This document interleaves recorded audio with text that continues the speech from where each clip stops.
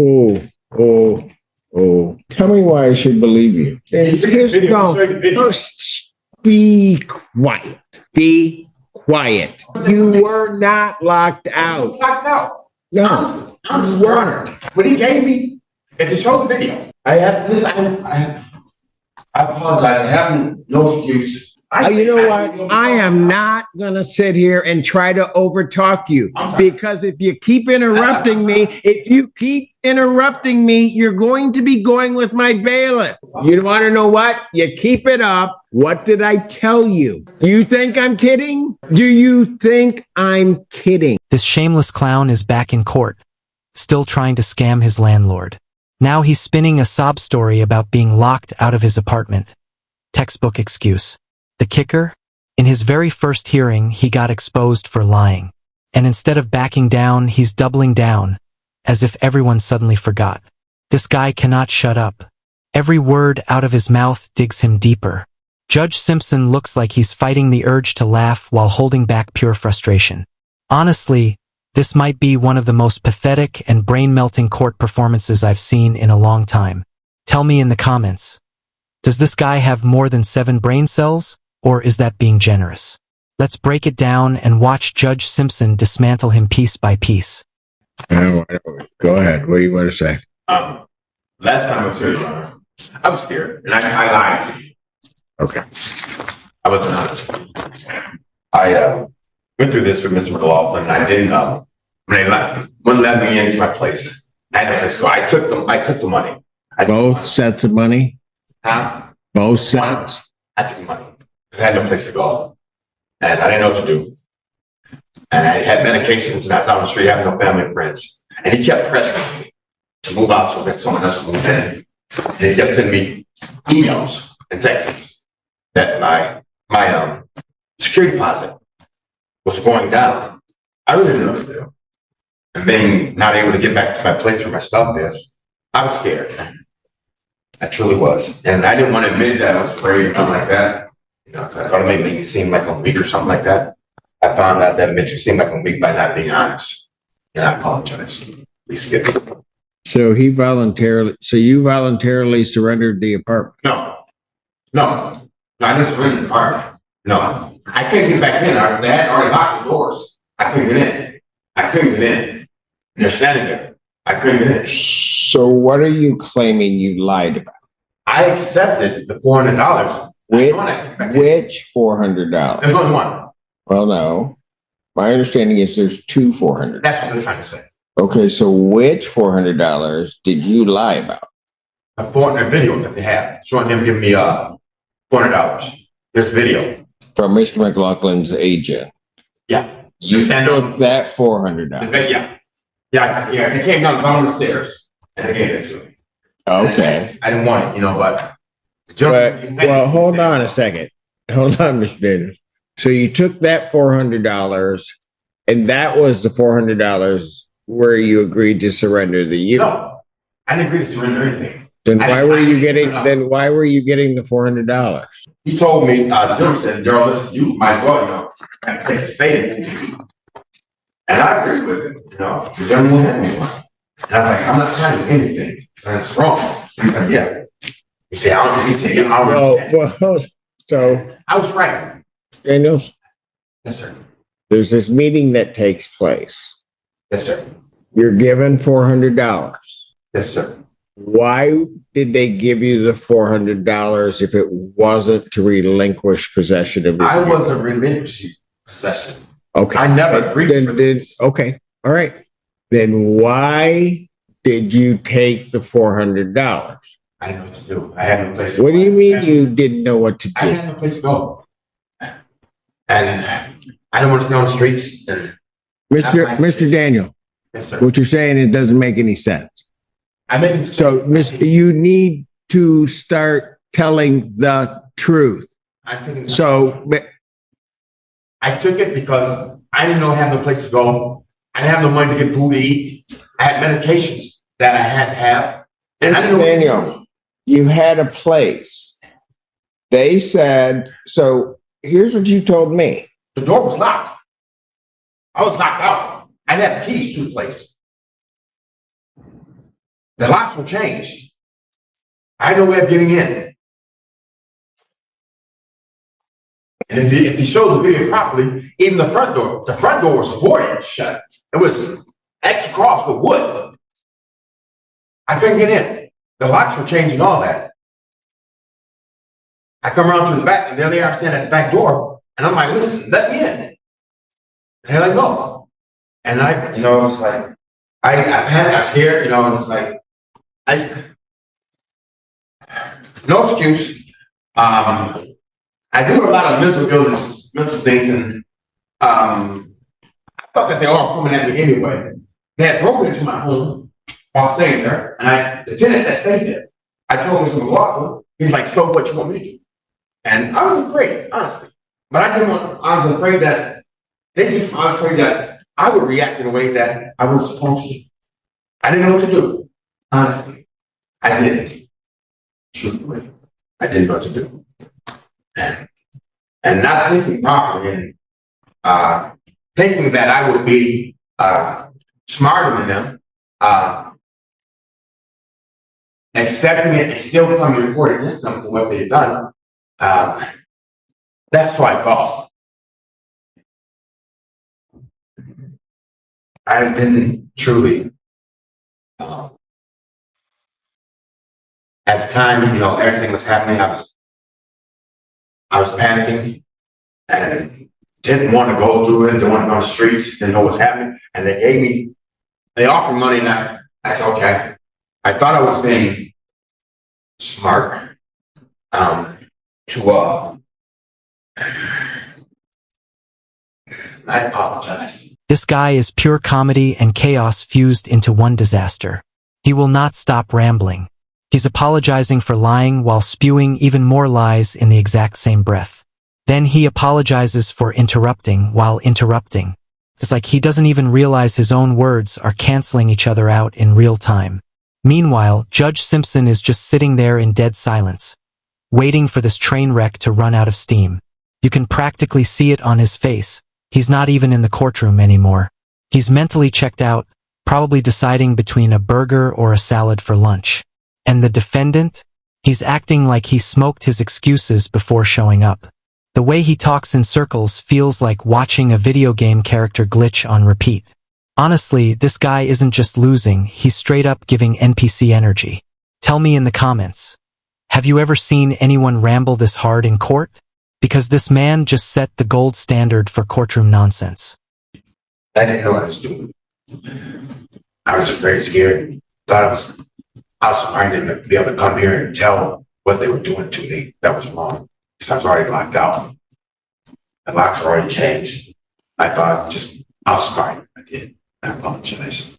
Mr. Daniels, what do you want me to do now that it's been determined, well, you've admitted that you've lied? I was already, as I stated, the locks had already been changed. I was locked out. I want to be treated fairly, done right. But I conducted myself like they did. Well, that's interesting. You want to be treated fairly because I treated myself. I did. Well, quite frankly, this isn't about you because you came here on the date the hearing was set. Mr. McLaughlin was not here. You told me they had locked you out, yes, that you could not get back in your premises, yes, and all of that, right? Yes. That basically he had resorted to self-help. Yes. What that led the court to do was to then set, but now I understand why Mr. McLaughlin wasn't here because you had surrendered the apartment. No, the doors were already locked. The locks were already changed. The locks were already changed. So then I show cause Mr. McLaughlin to come in. He files an answer. He files a response. Yeah. We are back here. You go and get legal services. Yes. Mr. Henry appears. Yes. And at that hearing, you continued to maintain that you were locked out. Yes. Yes. And specifically told me that you didn't take the $400. I lied. I know. We get that you lied.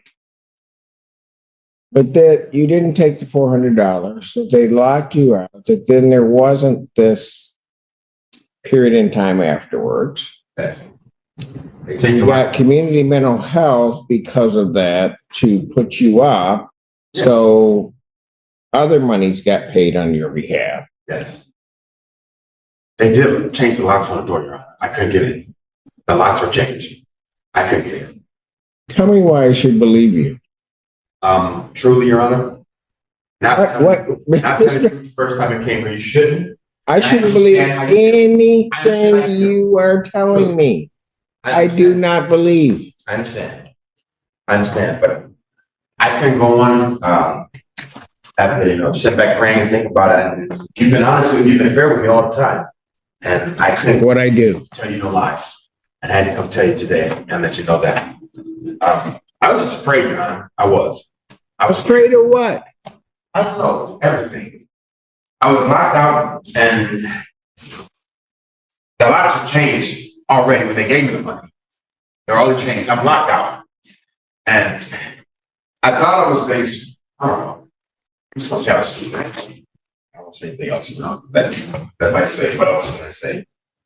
But I was being honest, I'm just, now I am. I like it. You know something? Not only did you lie to me, you recall at the last hearing, I had my bailiff put Mr. McLaughlin under oath, and we put you under oath. Yes, sir. Yes, sir. Mr. McLaughlin maintained the same story that he basically had put in his written communication and what he had said. He didn't have everything with him. He said he had a video and wanted to make sure that he could bring it next week. McLaughlin have not been honest. Oh. Listen, every time I called other people I was trying to move out of Mr. McLaughlin's place because I didn't like it there. You surrendered possession. You surrendered possession of the premises. No, sir. Yes, you did. No, sir. Yes, you did. That's why you took the $400. Your Honor, as I stated, the locks already changed before they gave me that. The locks already changed. I don't believe you. I know you would. That's why I have to tell you the truth. The locks are already changed. You know something? Be quiet. Pardon? Be quiet.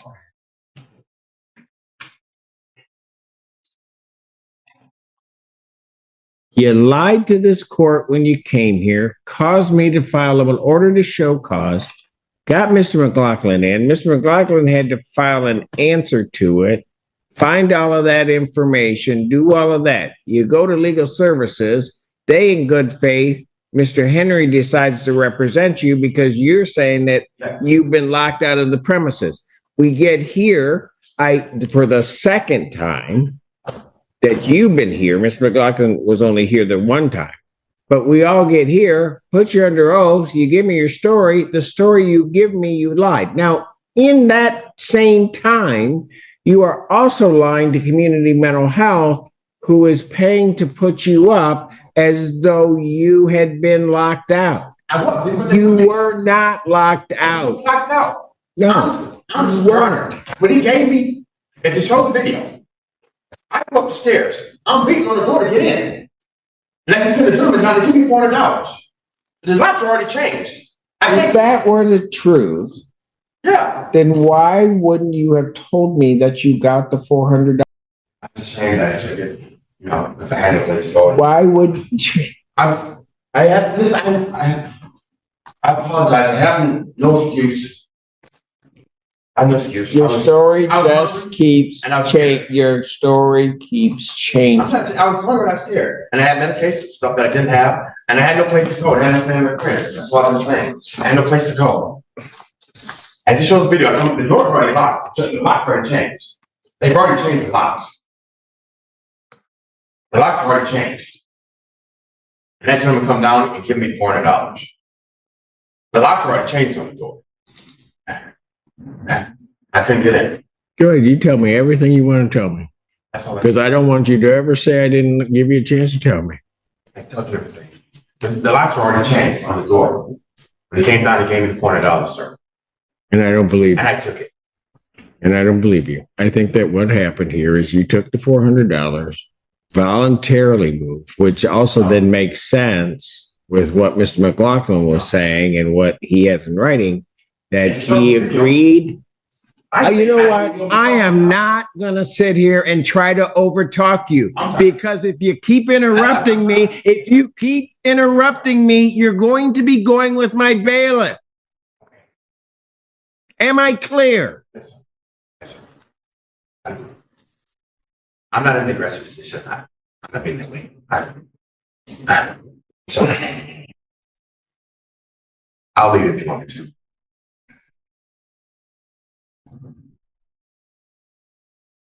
Sorry. The reason you took the $400 is because you voluntarily surrendered the premises. That's what the court's going to find, that you did that. And that the court also believes that you took the additional $400 that was later on given to you. It all makes sense. That's why Mr. McLaughlin said, I will keep, and it's in writing in a text, that he would allow your property to stay there for a month. And then he gave you more money. And you're just taking money and then coming to court, causing everybody all kinds of problems. I'm not doing. Oh, no, you don't even have any idea. I took lumps. Sorry. You keep interrupting me, so I'm done. I didn't mean to interrupt. I find that there was no lockout. I also find that he voluntarily surrendered the premises. Mr. Henry, I know this is embarrassing for you because you came here representing your client, believing that all of this had happened. I find you and have found you always to be an honorable attorney and always put good faith arguments. And you properly did the right thing once you determined your client was an absolute liar. And that is you filed your motion to withdraw. So prior to entering what I'm entering, I'm going to grant your motion to withdraw, find that it's surrendered. This case is dismissed, but you are entitled to possession of the premises. Oh, yeah. It's yours. He gave it up. You want to know what? You keep it up. What did I tell you? You think I'm kidding? Do you think I'm kidding? Then I'd suggest what you do is you turn around and you walk out and don't say another word to me, because if you say another word to me, you're going to go with Officer Mahoney. Have a great day. Man, if you lost brain cells watching the circus, trust me, I'm right there with you. From start to finish, this was a full-blown clown show. He really thought he could outsmart the system and pocket $400 every single time he dragged his landlord into court. Instead, all he did was torch whatever shred of credibility he had left. Now the landlord finally gets to move on, rent the place out, and be done with this nonsense. And honestly, I couldn't be happier for him. Judge Simpson, though, I still think he should have slapped a contempt charge on this guy just for the sheer disrespect. The man spent the entire hearing stuck on repeat, cycling through the same 4 lines like a busted record player. Painful to listen to, yes, but in the most hilarious way possible. He was stressing himself out trying to sell nonsense as truth, and it showed.